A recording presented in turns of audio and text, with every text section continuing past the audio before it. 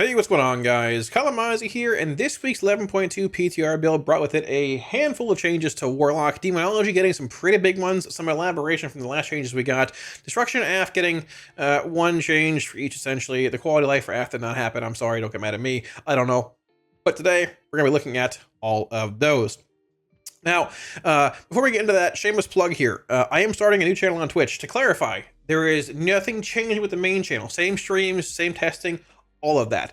This channel is called Kalamazi _247, which means 24/7. Technically, 24/7, 365. It's going to be a VOD channel. I've got a lot of sick older VODs from like Legion, BFA, like Shadowlands and stuff too, like boss kills, just funny VODs, streams, cooking streams, all that. I thought it'd be a cool place for everybody to hang out and stuff while I'm not streaming. If you want to hang out and chat, joke around, whatever. There's no obligation to sub. It's not even monetized. You can't sub right now until it hits affiliate or anything. Don't need to. If you want to follow it, hang out with it, watch it, whatever like that, hey, feel free to do so.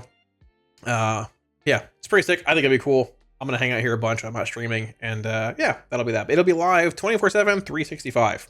All right.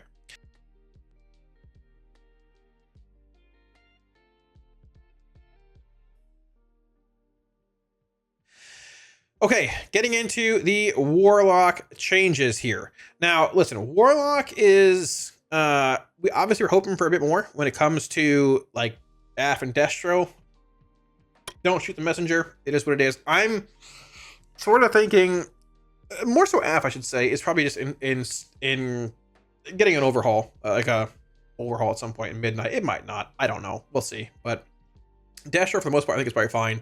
But these changes help a bit, and there's that. So just getting into it, Destro's tier set, right? So off the bat here, moves in a bit more. Mana Forge Omega tier set has been updated. Now triggers from Chaos Bolt, Rain of Fire, and Shadow Burn. So what this means is previously the tier set would only trigger from only Chaos Bolt and Rain of Fire. Shadow Burn was not part of that. To a similar extent, we should add Shadow Burn to Crushing Chaos because it's still Rain of Fire and Chaos Bolt only. But I digress. The tier set now has the clause on it where whenever you cast Chaos Bolt, Rain of Fire, or Shadow Burn, it will summon a Demonic Oculus, which is one of the eyes.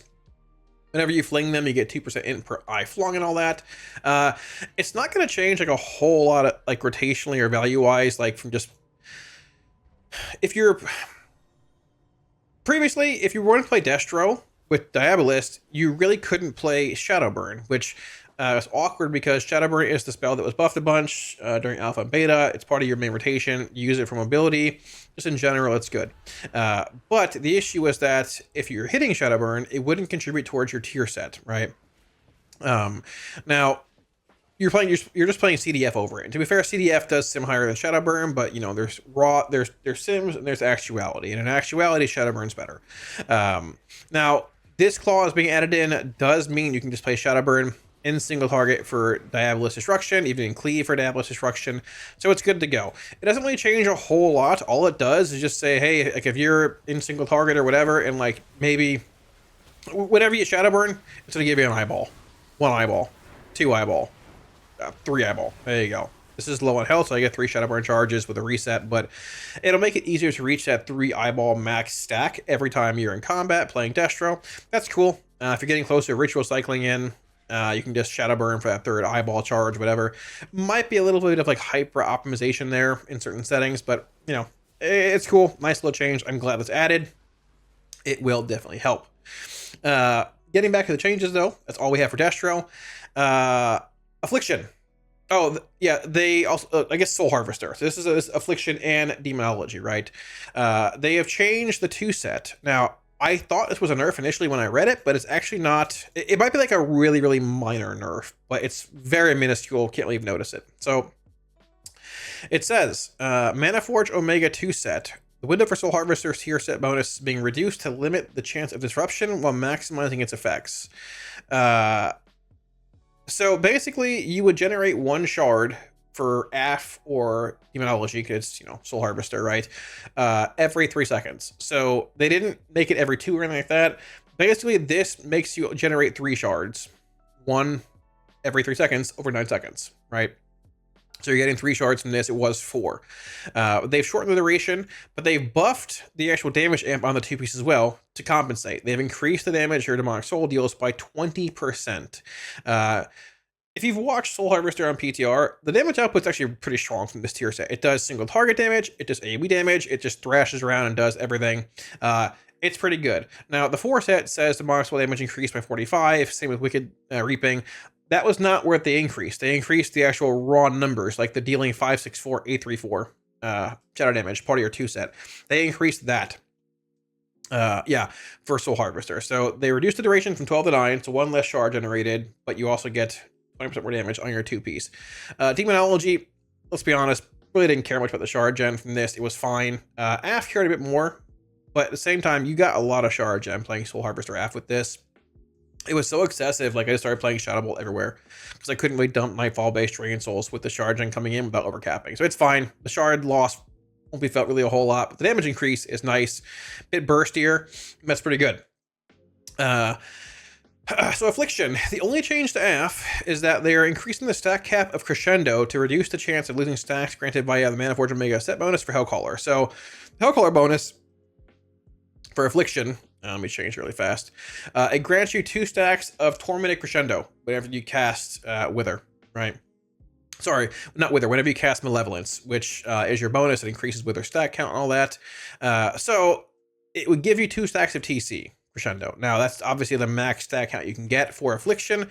So it felt weird when you were setting up to go into like Dark Lair or Malevolence windows where you would generate a TC stack, like when you're trying to like, build into your PS and Soul Rot. Or there were times where you would just be like, all right, well, I'm either going to overcap here, hit my Malevolence, so not like lose value on other dots that are active right now, or I try to Rapture, spending the 1 TC proc before hitting Malevolence after my Dark Lair. It was just sort of weird and a little clunky, but thankfully, that has now changed. So just put his dots up, try and apply Wither. All right, second time's a charm. That's cool.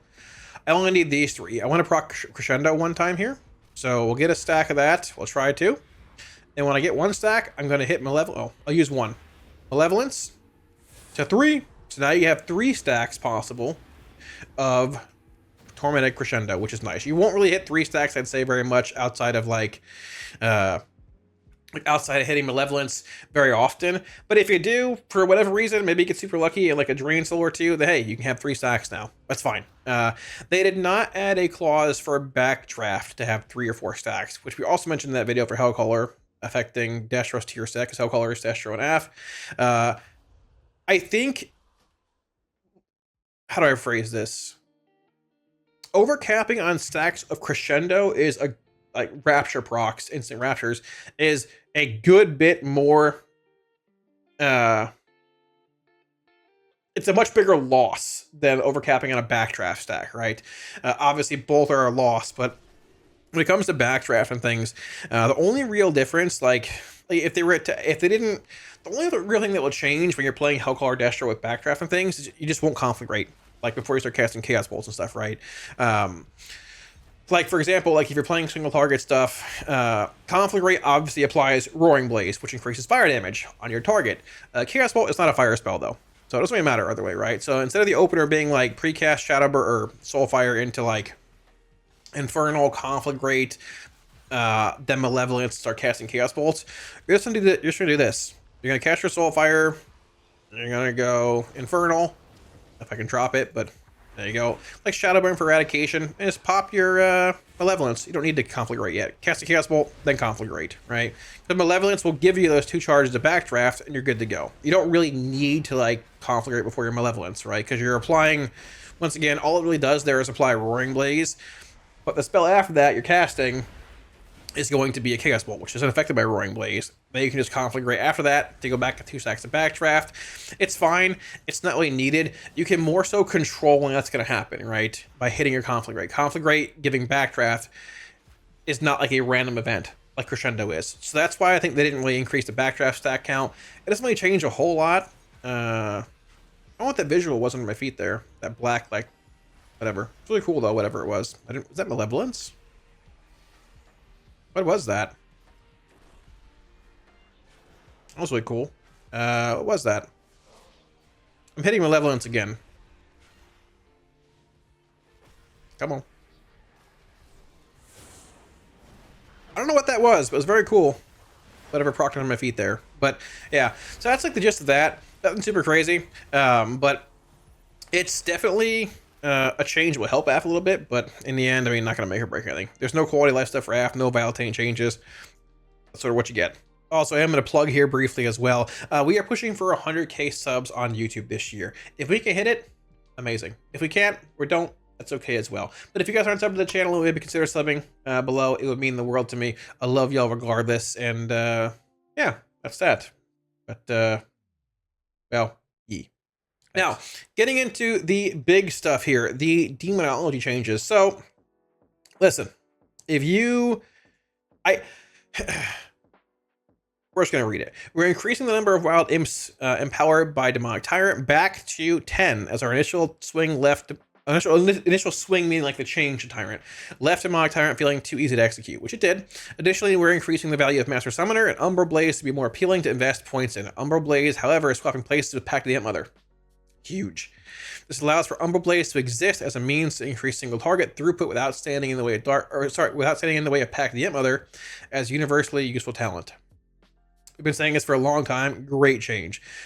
We literally hit on Umbral Blaze and Imp Mother last feedback video. We hit on Summoner last feedback video. We hit on Tyrant 5 Imps last video. We also hit on Hatred last video. Buff as well. They're also nerfing Liberation Undermines tier set because it was too good. Or it's not too good, but they nerfed tier sets from last season going into the next on PTR. So, Master Summoner. I think this is the same cast time modifier that was on it before, but it now increases mastery by 4%. So, like we talked about, they needed to add some kind of clause to Master Summoner to make it worth taking, right? Because just the baseline, like, cast time reduction wasn't that good. Dogs are instant cast half time anyways by just going through demonic calling, right? Just how it is. Tyrant's a 1 minute cast. It's cast every minute, so you're not getting much value out of that, right? You're casting it once a minute. And your Vile Fiend is basically once every half a minute. It's 25, which is nice. The cast time reduction does feel good. My Vile Fiend cast right now is 1.1 seconds. Tyrant is 1.1 as well. You can notice when I cast these things here, Tyrant. That's a faster cast. You know, Vile Fiend. Tyrant. So it actually feels pretty good. You're just not casting them all that often. But adding in that mastery clause does make this talent better. I would assume it's worth taking now with 4% bonus mastery. Solid, good. Damage clause added, very, very nice. When it comes to an aura buff, they buffed Demonology by 6%, which is probably needed. It was a bit slow, a little bit before. Hatred damage increased by 150. Hatred was buffed, I think, by 100 last build. This has been buffed twice now. Hatred, I'll show it in a minute here, is a good bit of your damage now. I think you play it in single target over Doom. Very cool. Tyrant now empowers 10 imps again, which is nice. This is a nice change because it's not just in single target. It once again makes it so you can like ramp imps a bit when a pack is dying in M+, not implode them, and walk to the next pack with 9, 10, 12 imps out or whatever. And just go Charhound when the pack's being pulled into Dogs, Grimoire if you got it, and just Tyrant. Pre-ramping and going bang. New pack. Big damage. This is back. Having those 10 imp extensions up from 5 is a big deal. That'll make a pretty decent difference there. It'll be good again. Umbral Blaze has a 100% chance to trigger. This is good in single target now. You play this in single target. You did before in 11.0. You play it again now. It's very good. Here's the tier nerfs to our Undermine set, no big deal. Pact has swapped places with Umbral Blaze. They also fixed the issue of Charhound and Gloomhound not having the cooldown on Vile Fiend. Man, this is a great day seeing this. Holy moly. So you can literally get, I was playing this in M+, you can get Imp Mother without getting Umbral Blaze. This for a long time, it still feels like, in a sense, if Blaze was here, you have to pay a toll to get to like the more relevant talent. Like, it's sort of how Haunt was with whatever Haunt, it was like Haunt something, I think it was like Haunt something else, and then Seize Vitality, which gave you like a bigger Haunt damage increase in Dragonflight. The middle talent point was like something that healed you. It didn't do anything. You had to pay the toll to get to the talent you wanted. That's what Umbral Blaze into Imp Mother felt like. This feels so much better. This talent is universally relevant. It comes right out of your Tyrant, gives you a chance to summon more pets out. Pet thematics, this makes so much more sense here in the tree. You can play it everywhere. It's great. At the same time, once again, Blaze, guaranteed chance. Not even a chance, it's guaranteed, but if you cast Handy Gul'dan, putting the dot on it. Keep in mind, Blaze stacks twice. Or I guess technically, remaining damage to be added to the new Blaze. I thought it stacked twice, it just adds damage on. It's good. You play Blaze, it's just good. in single target. I didn't play it in Plus. I played this today. Might not be right, but I'll put a video out on this stuff on talent builds probably in the next day or two. We have not. Cool. So very briefly, we can look at Demonology in single target here. I played this in single target. It Mother, Umbral Blaze, Hatred. There could be a world where you play Doom here. These are better because Hatred was buffed a bunch as well. These are also buffed last PTR build. Not sure where they're going to land sim-wise. There could be a world where you just play a point in Imp Gang Boss or a point over here in Doom. Not really sure. The issue with these new talent trees is like it's hard to tell what is good in these like floater spots where it's like increases crit by 50% or 6% or XYZ. It's hard to tell. Put it in the robot, the machine will tell me at some point, but there's that. I also pulled out a Fellow Invocation to get my last point down here. The damage increase on Soul Strike, not that relevant. The Shard is relevant at times. It might be worth playing this point up here in Soul Strike again, or an Invocation. I don't know. We'll find out at some point. This is what I played. There's that. So let's smack this thing. We can look at the breakdown real fast here. Let's juice up.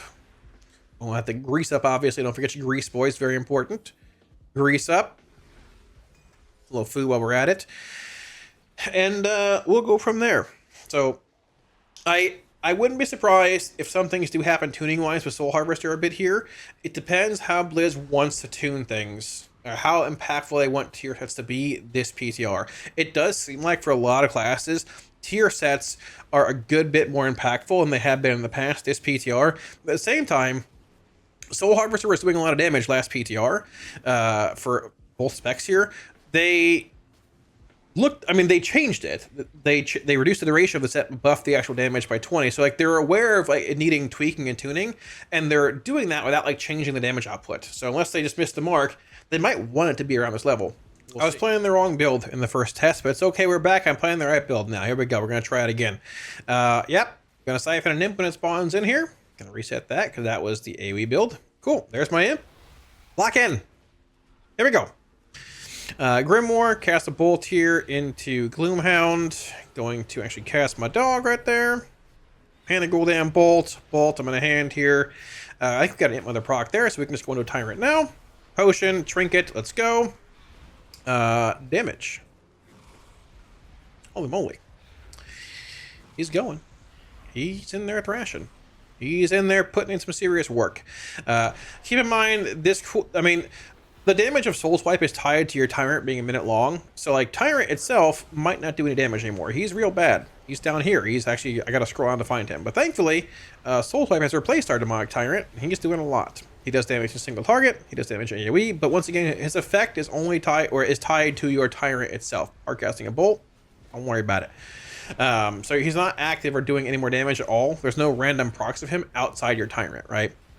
Also look at here, Gloomhound and Charhound have a shorter cooldown, which is very nice. You can cast it sort of at will for the most part without like having to worry about hitting it the moment it's off cooldown. We'll ramp again here, cast a Gloomhound, siphon a little bit, and cast some dogs, build here, a couple bolts, whatever, we got time. There's a hand, another hand, and there we go, Tyrant King again. Soul Swipe begins to do more damage. But at the same time, second source of damage here is actually Judhoon, which is my pet. That is going to be, a decent bit of that is going to be Immutable Hatred, which we'll look at in a second here. Pull this up. Immutable Hatred is 5%. So I've seen like 4.5%, upwards like 6%, depending on talent you're playing and all that. Obviously going into a Tyrant is going to like, devalue Hatred a bit because you're putting out more damage from other sources. But right here, we have a lot of cores coming in. Bolt. Hatred 5.2, 5.3, Bolt again. It's been around like 5 to 6% roughly. I have 17 imps out right now. Good Imp Mother refunds there too. So honestly, the spec flows really well. Whether you're playing Dabless or Soul Harvester, depending where tuning lands, it feels good. The only real issue, I think, is that we're used to having this playstyle of Tyrant doing a lot of damage with Decon, all of that. Also playing Dabless increases Tyrant damage more. And we don't have that anymore. Now, also, Imp Mother proc right there. Sick. There we go. 12 imps again. People were worried about, in chat today, a little bit of ease of play, of having to get 10 imps in your Tyrant again. Honestly, Imp Mother typically has carry. I have 23 imps out right now, guys. 24, 26. Like, Imp Mother just sort of carries, like, imp generation a decent bit at times. Quite often I'll look over thinking I have like 7 imps out. I have like 12. It's just procced a bit. It really isn't that bad at all. The one thing though, I gotta scroll down and find Tyrant. He's way down here. It's pretty bad. Now, this is probably just a fundamental shifting of our damage and how it functions. I haven't seen Sims. Sims aren't really out there or anything obviously yet, right? But if you want to look at it glass half full, Demonic Souls are Tyrant now. If you want to look at it from a glass half empty or just a shifting of damage profiles, yeah, this is probably how it's going to be. Unless they want to like add more value to Tyrant, which they probably should. Probably should add some more just raw damage to Tyrant in general. It doesn't need to be 10%, but like maybe like somewhere where Umbra Blaze is at, having my main like, you know, minute cooldown, my big Tyrant that comes out and pumps damage. It'd be cool to see him on top of the damage meter somewhere, or even somewhere up here without having to scroll down to find him. He's doing less than my weapon proc is. He's doing less than my shared fate dot is. My weapon right below him is my weapon enchant. That's a little sad. At the same time, Grimoire Felguard is sitting right here in 14th. So my major 2-minute cooldown is 14th overall, and my big 1-minute cooldown is 17th overall. So we might need to add some more damage to those boys to compensate for stuff. Maybe if they want to knock down Soul Harvester a bit, they can do that and add some damage to Tyrant and Grimoire. See where that goes. But honestly, like with the cooldown reduction to 25 on Gloomhound, with the cast time reduction on Gloomhound and Tyrant, and even Dogs, if you're hard casting at some points we don't have calling procs, the spec legitimately does feel better. It flows a lot better. It feels a lot better. Hatred being there, just I actually don't mind Hatred. Sort of, it's passive damage. It feels fine. It's cool to play, I guess. It does flow a lot better. So if you can get past Tyrant not being a huge source of damage anymore, and like a damage profile shift more towards like him buffing pets and all that. Keep in mind he does buff pets by 25% now. It was 15. They changed that 2 weeks ago. Feels good. Ant Mother being here feels phenomenal. Hatred, I mean, this is it's nice being a relevant talent again. Shorter cooldown feels good. Having this give a damage amp as well, not just a cast time reduction, feels good also. The tree just feels solid. I think it feels better. We should probably look at buffing Grimoire and buffing Tyrant damage a bit. I don't know if this build's right either fully. We're giving it a shot. It flows really well. If you're worried about like the 10 imp thing being a headache again versus 5, like some people were, I wouldn't worry about it. It feels good to play. It's fun to play. And yeah, that's that. So like always, thanks for watching, guys. Wraps it up. Hopefully you enjoyed the video and hopefully helped clarify on the changes that came, I guess, yesterday at this point to Warlock. Demonology was the main focal point here. I'm sort of just convinced that AF, I'm not convinced, but I'm assuming AF's getting maybe some changes in 11.2.5 or probably just midnight at this point. It's crazy to say that we're already going into the last patch of the expansion in, I'd assume, a month or so, give or take, but it is what it is. It's flying by, you know. So hopefully you guys like the changes a little bit. Demo feels good. Hop on PTR. Give it a shot.